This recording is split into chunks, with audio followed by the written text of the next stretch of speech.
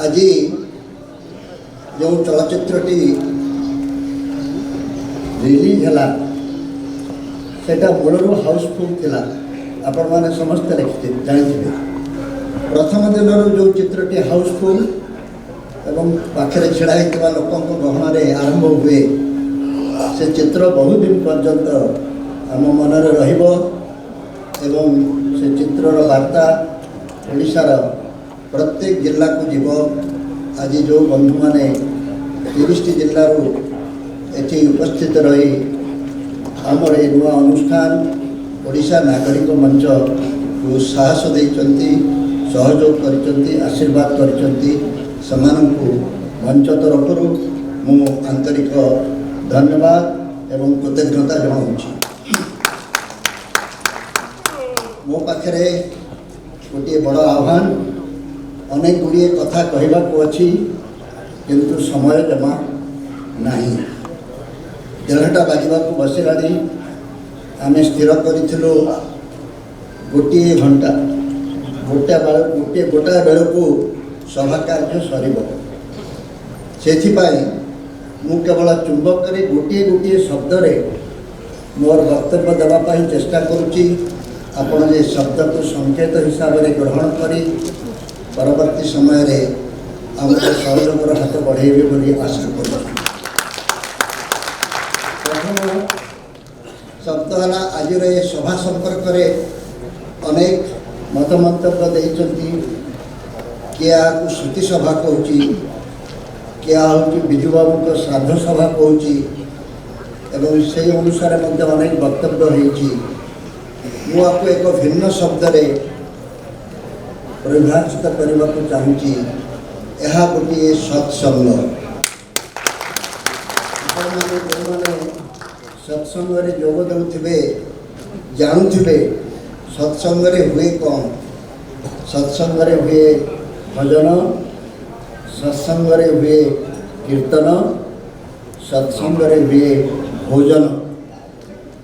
आमे भजन एवं कीर्तन कर सारे विजु बाबूंकर जिते गुण कीर्तन आज ये संभवतः अन्य कौ जगह ये परिमाण विगत वर्ष मानक भोजन आपण मानू अपेक्षा कर रही।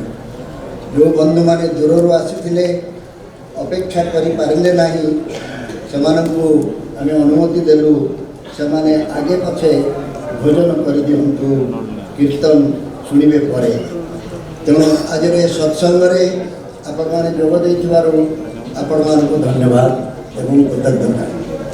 द्वितीय शब्द आज आम जो चित्रटी देखिले विजु बाबू को बर्तन से विजु बाबू को संपर्क से गोटे दुईटी शब्द आपण मानक केवल मन पकई देवाक चाहूँगी। विजु बाबू शेष असुस्थता बेले काशी काशी ओडिशा कथा कहते, स्वप्न कथा कहते एवं ओडिशा गोटे जाति किपरि हो पार विश्व को अधिकार कर विचार कथा कहते एवं से गोटे कथा कहते जहाँ मत आज पर्यंत आंदोलित करुच्ची। से कथाटी है ओडिशार एत संपत्ति थी ओडिया माने गरीब रे कहीं मत लगुच ए प्रश्नर उत्तर जो ओडियाटी देवाई चेष्टा करपाई आउ किछिर आवश्यकता नहीं, दलर आवश्यकता नहीं, नेतार आवश्यकता नहीं, पैसार आवश्यकता नहीं, हथियार आवश्यकता नहीं। ये गोटे मात्र कथा जगन्नाथ आमको एत कथा देइचंती। भूई तले जी देले, भूई ऊपर से देले, भूई कर से देले, एत संपत्ति आउ क्या देना। अथच आज ओडिया माने कहीं गरीब हेबे ए प्रश्नर उत्तर कौ माने देवा कथा जो माने राजनीति करने को चाहते आगे प्रश्नर उत्तर दिंतु तापर राजनीतिर प्रवेश करूँ। मु व्यक्तिगत भाव शेष ये कहवाक चाहे समय नहीं कि जिते लोक आपको ये कही वक्तव्य दे गले से समस्ते गोटे जातिर मु तो भिन्न जातिर मु कौ जातिर जो माने विजु बाबू को निजर नेता बोली मानी जो माने बिजू बाबू को भल पाती, जो माने बिजू बाबूंकर सानिध्य आसी राजनीति में प्रवेश करते बिजू बाबू को भल पाई आज ओडिशा रे प्रतिष्ठित होती।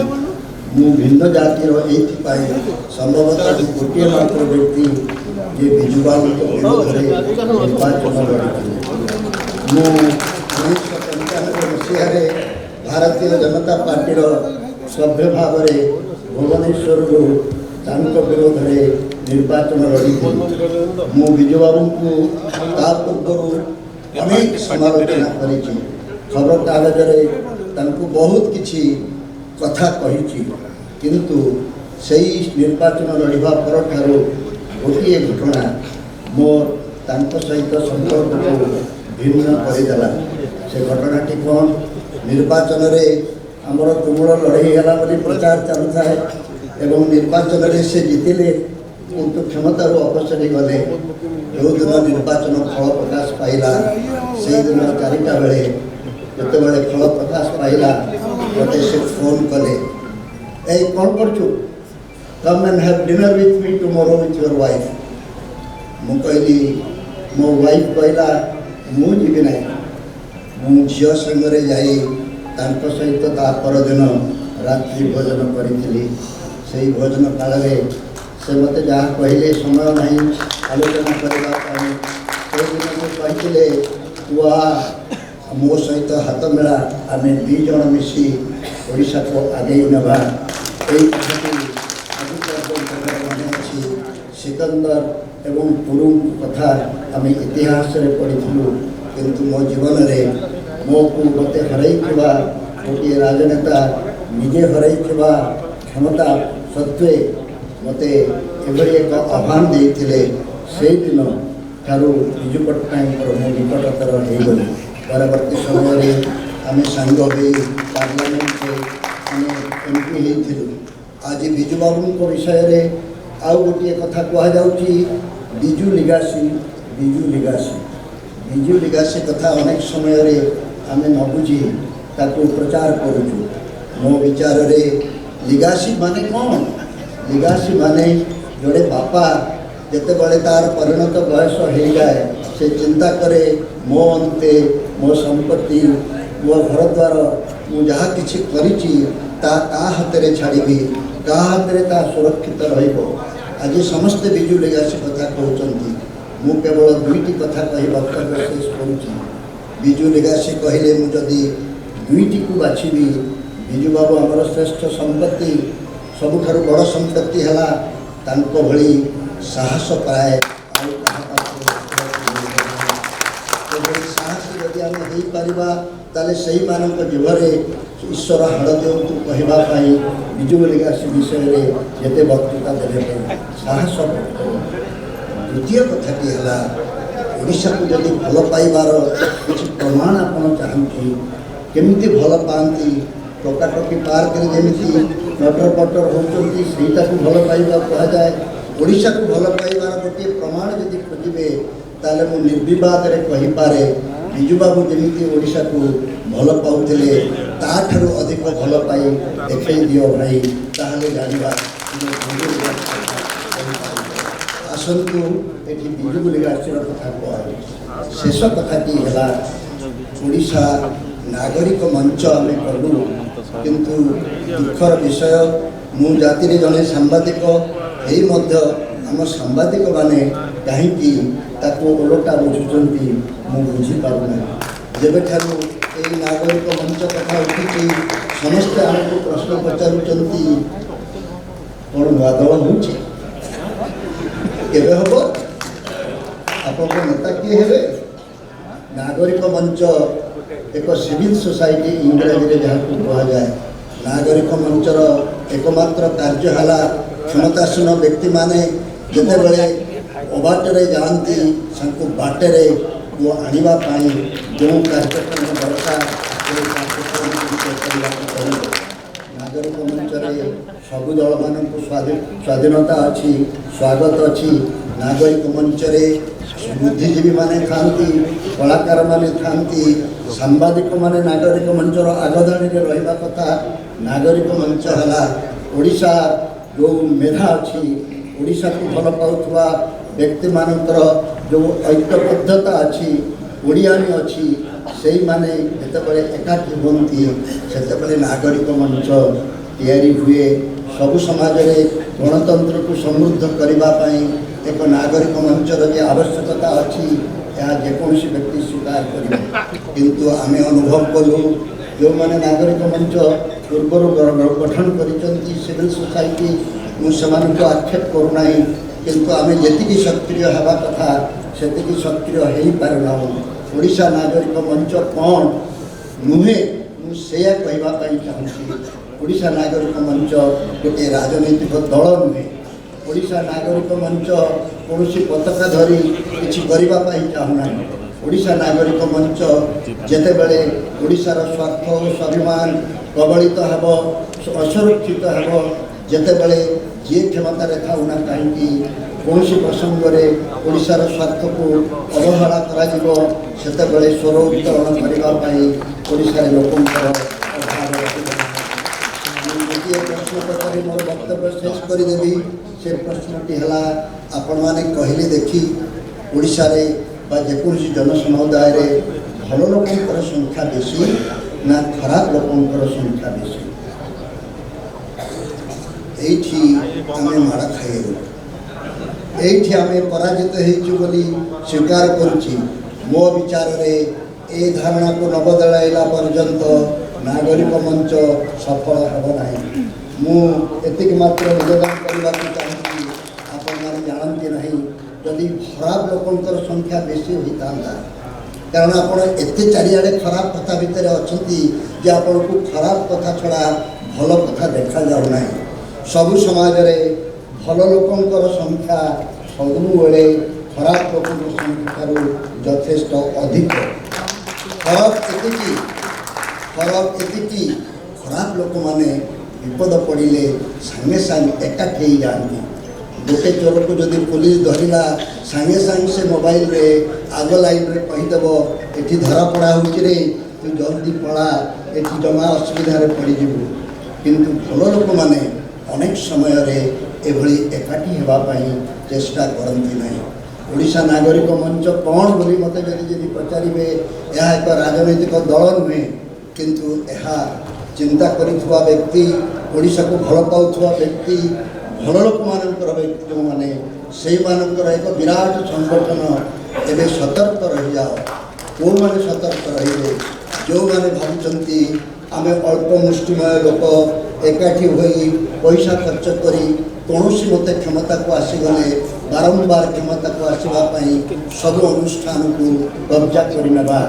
आज आम संविधान, आमर निर्वाचन कमिशन एवं आमर सब अनुष्ठान गुड़िक एभली कबलित हो अछंती जे आमे नागरिक माने असहाय बा निसहाय होइछु। तेणु एकमात्र एतिकी कथा कही मोर वक्तव्य शेष करी। नागरिक समाज ओडिशार सब चिंताशील व्यक्ति, ओडिशा को सब भल पाउथुवा युवक, ओडिशा को चिंता करी अनेक कथा स्वप्न देखुवा अनेक लोकंकर एक एक महासमावेश। ए समावेश समस्त को निश्चय बाट देखब। यही बाट देखा आग को गले आज ये आम आपण आगे कौन जहाँ को कहती आमर इस्ताहार, जहाँ को कहती आमर कार्यक्रम, जहाँ को कहती अन्य किसी चिठा प्रस्तुत करना। आपण मैंने आगामी दिन मानक केवल एति आह्वान दे मो वक्तव्य शेष करी। आमर कार्यक्रम को देखु यापर आम कौन करुचु ना ये सभा सरीगला आर सभा को अपेक्षा करवा। आज विजु बाबूर श्राद्ध सभाटा ईश्वर एक वरदान थिला। आम शीघ्र किसी करने को चाहूँ समस्ते भल कम करने पांजी देखती कौन केबे केते अति शीघ्र ये शुभ कार्यटी हो पार। पांजी खोलला बेलू 17 तारीख आखिरे पड़ा विजु बाबूर श्राद्ध दिवस। समस्ते विजु विजु होती किंतु विजु बाबूर कौन कथा को कहीं ग्रहण करूना।